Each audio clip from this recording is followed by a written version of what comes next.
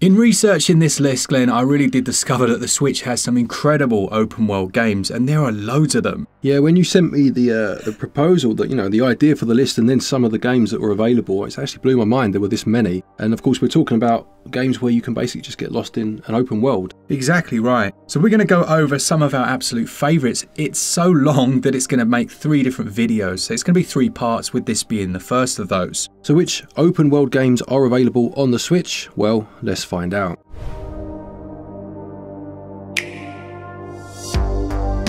So let's start off then with one reasonably recent release, and that being Hogwarts Legacy. Now, I had briefly played this on other platforms, and even playing it there, I saw how it struggled on the systems. So I was interested to see how it would come across to the Switch, and it kind of met my expectations in that regard. Right, yeah. What I mean by that is it has a few caveats, so when you go into towns and things, you have to load in. Yes. Whereas before you could just seamlessly go in. Yeah, yeah. Still, the core game is intact, and things like grabbing your broomstick and just flying across, doing that Quidditch, that's what it's called, isn't it? Yep, that's the one. Bit of Quidditch, that's all in there. All the physics are retained.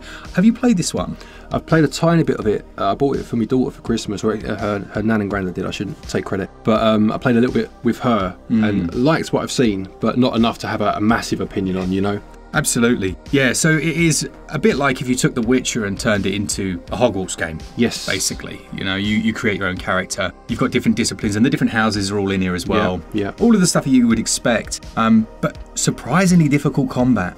So if you're after an open world adventure game that's, I'd say, a little more kid-friendly than something like The Witcher, in fact, a lot more kid-friendly, yeah. then Hogwarts Legacy would be a really good option. I suppose, you mentioned it obviously already, but the loadings in terms of this list being open world, I suppose, is a bit of a bummer. Yeah. Because it does just break the immersion for a sec, but if it means they've kept in a lot of the content that may have needed to have been scrapped, then it's all good, isn't it, really? Absolutely. And I think that's the perfect time to then talk about The Witcher 3. Yeah, for sure. So this one came out a long time ago, when the Switch was considered to just be a tablet. And then suddenly we started to get games like this, and people, I think, paid attention to it, didn't they? Yeah. I mean, before this, you had things like Doom, didn't you? And then The Witcher turned up, or The Witcher 3 turned up, and it was one of the only games at that time of the size that it was where the whole game was on the cartridge if you were buying it physically, which was, major props to them for doing that. And whilst it's one that I've not played yet, I do own it and I will play it, but it's the sort of game that, because it's an open world, I want to play when I can play it properly. Yeah. Yeah, it's one like you usually give yourself like a Christmas game, don't you, to play? Exactly right. You need a good amount of time. You need to be able to do all the side quests and things like that for it to really feel like the experience it's intended to be, Yeah, I mean, I'm playing another one on this list that we'll get to later. And perhaps if I'd have seen this on the shelf first, this might have been the one I picked up instead. But I'm very much looking forward to playing this for sure. Good stuff. So that one has had as well the it's called the Next Gen update, which is ironic really, because there's nothing next gen about the Switch, is there, at this point, let's be honest. But they tried to add in a lot of the features that are in the other versions. In doing so, they broke the game, and then they broke the sound. Honestly, they broke the sound, and the performance also got a little bit nerfed. But then they went back and fixed the sound. Right. They haven't quite fixed the performance. Ah, okay. Yeah. So yeah, still an amazing open world game, and you can pick it up super cheap physically now. So yeah, it's worth buying if you're interested in that. Lovely stuff.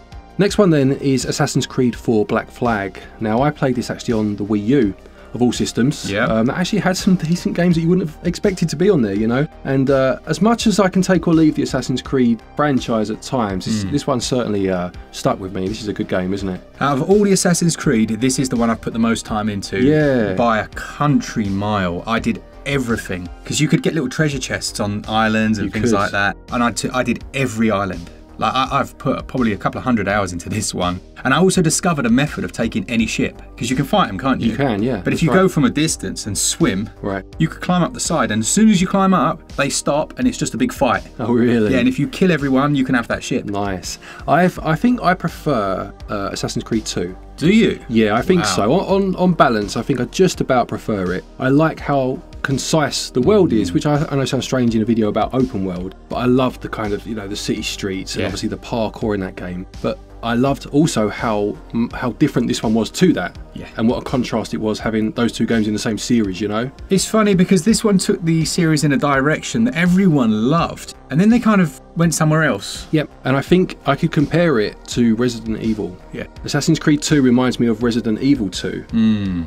Assassin's Creed 4 reminds me of Resi 4, funny enough. And as much as that one come along and everyone went, yes, this is what we want, when they went down that road, people started lamenting the loss of the older games, you know? Human nature, isn't it? Yeah, but this is a great game. And 2 is on the Switch as well on the Ezio collection. Lovely stuff. Okay, from that one to a more classic top-down RPG, and it's Divinity Original Sin 2, which comes from the developer Larian Studios, who obviously have come to huge acclaim with Baldur's Gate 3. This is another one that's been out for a long time, and it's a great game. Now, the thing I like with RPGs and old school ones, things like Baldur's Gate, was that it let you approach situations in whichever nefarious way you could come up with. You know, if you've got to get past the guard, you can just take him out, or you can bribe him, or you can go speak to his missus and be like, hey, the guard's not letting me in. And then she'll be like, oh, you know, tell him he's blah, blah, blah, blah. You know, it'll give you so many options. And there'll be so many each time you play the game that you didn't consider the first time. You thought, no, there's no way they've coded that in. And it'll be in there. And this is a great example of that type of experience on Switch. And probably bar Pillars of Eternity, the only one. And I wouldn't recommend Pillars of Eternity because they did a few nefarious things. Right. I mean, it's fun, isn't it? Because open world, obviously, you think of the world and the land and whatnot. But it can also be the breadth of conversation. Absolutely. And as you say, this is a good example of that. Then we've got Dragon's Dogma Dark Arisen. Yes, Dark Arisen, that's it. Well, I laughed because I said Horizon in my very first preview video and got absolutely roasted. Like, honestly, every comment, Horizon, learn English, mate. And I couldn't disagree. I don't know what I was thinking, honestly. I don't know how I'd read that as Horizon. But Dark Arisen is a fantastic game, and there is a famous pawn in there. A pawn is like a sidekick that you create. There's a famous one called Glen, who has been used by everyone and their mum. Mums have used me and all, have they? They have. Wow, well, there you go. Anyone that's got this game says, oh yeah, I've used the Glen pawn, I've seen the Glen pawn. There you go. Like, you're famous on there.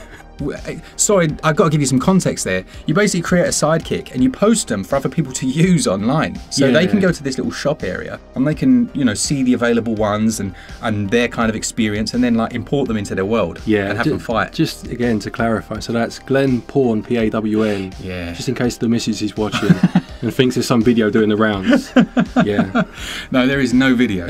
Certainly not one that I'd be watching.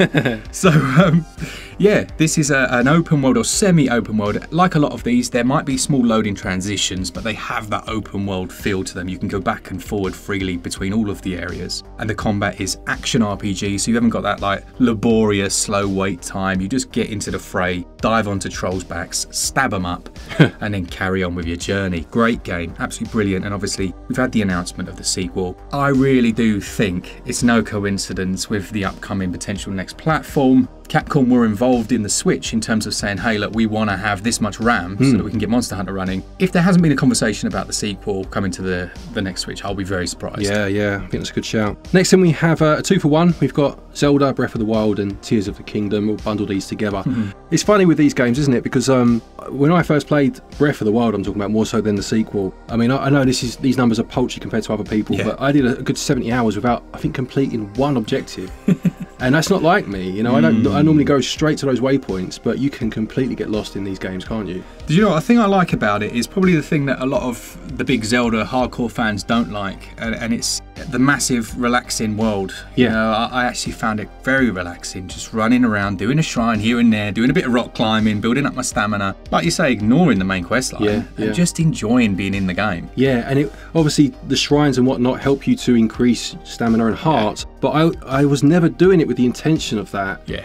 Well, I was, but I was doing it so that I could explore more, not so I could go and beat a boss. Exactly. And that's just not like me at all. That's testament to these games, but certainly the first one more, where I just wanted to keep exploring. And they are lovely worlds. I am a traditional Zelda fan, and I do or would like to see a return to that old style. You know, we have Link's Awakening obviously on the Switch, which is much more my cup of tea, but just in terms of the world and in terms of just that enjoyment of exploring, these are absolutely fantastic games. Yeah, I wonder if they will do that, you know, if we will see. I don't see why they don't have both, or is that, do you think it would be too much? No, I don't know why they haven't. I mean, we got the remastered Metroid Prime, and we've had Metroid Dread, so it's possible to have both, isn't it? I mean, definitely. I don't know, we'll see. I imagine at some point they're going to do a Link to the Past remake. Yeah. I think they might do that. Yeah, I think that's a good shout, actually. All right, next, another one that I know you've been playing recently, and it's Red Dead Redemption. Yeah, this is the one that I was referring to earlier. And for me, I mean, this of the ones I've played, obviously, he's quite possibly my favourite of the games that we've spoken about, just because I love the setting. Yeah, it's lovely, isn't it? Yeah, it's amazing, and it looks great still to this day. You know, like I'd forgotten how good this game looked in terms of the world, and just, you know, going out on horseback and seeing, going into the next town and the missions you take on. The voice acting is stellar, absolutely stellar. I would go so far as to say that if this game had been released these days, I think it would still get the acclaim that it got back then. I think it looks that good without any sort of tweaks. It's just a great game. Yeah, it does. It nails its aesthetic perfectly, doesn't it? And remember I was saying about first-person shooters starting with the train ride? Yeah. They kind of, you know, is kind of the way they start. This one's the same, isn't it? You're coming in, there's the two ladies in front of you having their chin wag, and you're kind of listening in. That's right. Quality. Yeah, and I mean, obviously, Grand Theft Auto is another series that's linked with Red Dead in terms of development team. But for me, like, John Marston is just such a likeable character. You know, very flawed, obviously, but very likeable. And I've liked characters in Grand Theft Auto over the years, but none of them touch this game, you know? Absolutely, yeah. That's a really good point about the character. I think this is one of the most relatable ones that I've played as. Yeah. Next up then, we have SnowRunner. Now, I have spoken about this game a lot, and I think I'm just so surprised by it, you know. When I saw a simulation car game, I expected absolutely nothing. In fact, my expectation was just to be bored. Yeah. But the fact that it has a really unusual, like, open world, almost RPG feel to it, really surprised me. I played quite a bit of this online actually when it first came out. You can just jump on and do like the main game with friends on there. Yeah. And it sounds like it shouldn't be fun. You know, you rock up to like this Arctic tundra, and actually you have to like, and I guess where the RPG side comes in is that you have to make money by doing jobs and then buy better vehicles, but then upgrade them with things like the correct tyres and stuff like that to then allow you to do harder jobs. And when I say harder, it's the environment that's the difficult thing to overcome. Yes, yeah. So you have to switch your vehicle to four-wheel drive. When you're talking about it, it sounds so like, oh, okay, is that fun? But it's brilliant. Like, you could spend an hour driving in darkness and find yourself stuck somewhere, and you genuinely have to think, like, strategic, how the hell am I going to get out of here? You know, what am I going to do? Because you can get another vehicle from base and come and rescue yourself. Right, oh nice, yeah. It's really brilliantly designed, and it runs and looks amazing on Switch. I wonder, I think this does have a physical, doesn't it? It does, yeah. I've got it. That and Mud Runner both have one. Oh, nice. But yeah, I mean, games basically are about getting to do something you wouldn't normally get to do, whatever that may be. And obviously, if you live in Canada or something like that, you know, I'm sure there are people that do this for a living, of course. But for the rest of us, you know, as laborious as it might sound to some other people, it's their chance to do something, especially in a simulation mode where the physics are so good. Yeah. You know, it's fantastic, isn't it? And that, as you say, again, open world, the world they created in that is great, isn't it?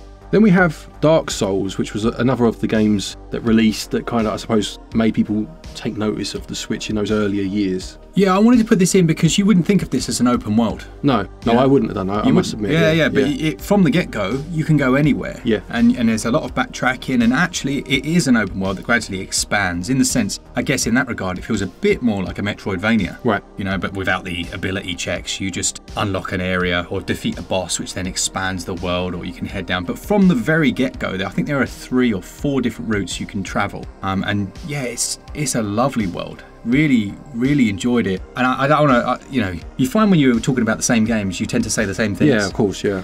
But what I will say is that I just think it's one of those that a lot of people disclaim. You know, they go, oh, not Dark Souls because it's too hard or whatever. I don't think that's the case. I really don't. And I do also think it actually meets the hype. Yeah. You know, it's one of those. I don't think I've actually finished. You know what? I don't think I beat the last boss. Oh, really? I'm thinking about it now. I think there were these 2 twins. There was like one with a spear and there was a massive one, and they were just wrecking me. I might need to go and beat the last boss. Man. Right, the penultimate game on this list, at least anyway, is Wasteland 2. Yeah, so this is another one that's that like isometric old school RPG. It is, yeah. So the Wasteland series was based on Fallout. Yes. Which used to be an isometric RPG. Absolutely. Was it 3 that they changed? Fallout 3? 3 was the change. What a game that is. Yeah, fantastic game. So good. But yeah, so Wasteland 2 is very much like that older style, which I think a lot of people actually preferred. Yes. And there was another one as well, where it's not in this list, but it was like called Atomic RPG or something. That another one you mean, yeah. Yeah, that's it's another another like a good CRPG, one. isn't it? It is. Yeah, It is a CRPG, classic RPG. This is, you know, you create your party, you go off around the world, very Fallout-esque. I think the issue people had with this is, again, on Switch, it wasn't an oil painting. Yeah, I mean, I do own this on the Switch, and I've played it, obviously, and yeah, I mean, that's fair to say. Yeah. But because of the kind of more zoomed out nature and that isometric view, I never found it an issue. You know, it certainly does enough to get across what it's trying to. And that desolate wasteland look, Yeah. it's just always interesting anyway, I find, you know. Again, talking about the open world, like, there's so many little cabins and caves you can go into, and you know, these new storylines open up, and yeah, this is a good game, They're good games, aren't they? Yeah, it's a bit of a time sink, obviously, because of the combat. But if you've got the time, yeah, this is a good one. Lovely. All right, the last one then on this list. Remember, this is only part 1 of 3, so if you're new to the channel, consider sticking around. The last one on this list is Pokemon Arceus, or Arceus, depending on how you want to say it. Yeah, I used to say Arceus, and then realised I'm saying the word arse a lot. Yeah, you were. So I changed it to Arceus. That's a very good reason. Yeah, I think so. I would say that this is the last open world Pokemon I've been excited about. You know, we all know what happened with Scarlet and Violet. I'm not saying it's a bad game, but I don't even want to talk about it at this point. But Arceus actually, I thought, had a lot of nice ideas in it. I love that you kind of went back in time. That was a great idea, yeah. Wasn't it? A really good idea. And you had your little village there, and then you kind of, I just liked the Academy idea. I just thought it worked well. Yeah, I really enjoyed it. I played this one through to completion. There were a few things about it in terms of, not the world, but in terms of the combat that I found a bit odd. Yeah. It was so easy to get one hit killed, much more so than in any other Pokemon game, because of the tweaks they've made to the combat. And if they ever make a sequel, maybe they need to just look at the balancing for that, in my opinion. But the world itself was great. Yeah. It was the fact you had obviously Pokemon in the world and you could just come across them. You didn't have to battle them. You could battle them if you wanted. You could just throw a ball and take your chance of catching them from the off. Yeah. I mean, perhaps it could have been a little more populated. I don't know, maybe, but I'd never felt wanting. You know, what was there was more than enough for me. Yeah, I agree with you. This is the last Pokemon game where I thought, when I think of Pokemon, you know, what do I need to think, yeah, I want to play that? And this game did it. And that going back in time was a big part of that, actually. It was. And again, while it didn't launch in a perfect state, it ran well enough. Yeah, it did. You know, I don't remember the glitches and the bugs I've experienced in the latest one. No, I mean, my biggest bugbear, again, and it does relate to that world, were things like popping. Yeah. Especially when you're walking through the grass, you know, because it was such a big part of the game in terms of crouching and hiding and trying to catch. You know, it did break the immersion a tad, but it wasn't a major issue, you know? No, absolutely not. It'd be interesting to see what they do next, you know, whether that's on the next platform or what. Yeah. But I do think they need to ditch this engine. I think just move on to something, you know, you've got the budget for it. Yeah. Move on to something a bit more modern. If you don't know about it, pay for someone that knows what they're doing. Stop playing it safe. Exactly. Yeah. Stop playing it safe. I wouldn't even mind a top-down one. Yeah. Gotta be honest. Back to that, yeah. I like that. So that's it for part 1 of this list. Do let us know in the comments if you've got any, but I can guarantee they're most likely on the next lists. Yes, yeah, 2 more to come, don't forget. But having said that, still feel free to add any that you would like to see, and perhaps we'll add them to those lists, and let us know of your favourites, of course. Yeah, save yourself money on physicals, digitals, anything like that. All the links are down in the description. A quick thank you to our patrons and our channel members for your continued support, and to each and every one of you for watching our videos. Take care, and until next time, happy gaming.